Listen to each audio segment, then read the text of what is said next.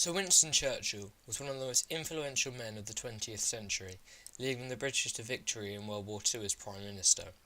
It is well known that Churchill lived in Chartwell for the majority of his life up until his death. However, many are unaware of his short stint in Dormandsland.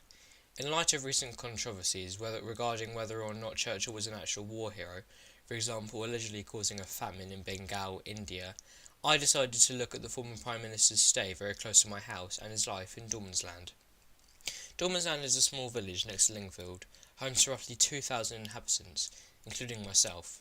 However, between spring 1917 and November 1919, alongside his three wives and children, Winston Churchill sought peace during the First World War. He purchased London Manor, a large Tudor house off Apollo Lane. There, his three children, alongside a niece and nephew, played together. As well as this, they also went to school in Dormandsland at a house named Ridgeway, where the nanny would teach them privately. Randolph, Churchill's oldest, had a very sad experience at Ridgeway. Randolph was told by another child that he couldn't be friends with him, as Sir Winston Churchill had indirectly murdered his father.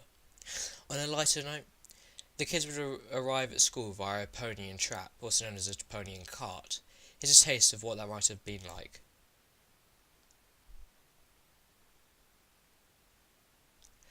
As you can see, the route is covered by dense forest and trees. The road is winding and narrow, but easily navigated on horseback. Ridgeway is a humble estate, much smaller than both London and Chartwell. It is everything the Churchills needed in order to live a quiet life, and is quite the opposite of a normal public school run by the government. Now let's take a look at London itself. The manor is hundreds of years old, dating back specifically to 1582, a date burnt into the house's wall. While Sir Winston Churchill wasn't working, he was spending time in London with his family, painting or gardening.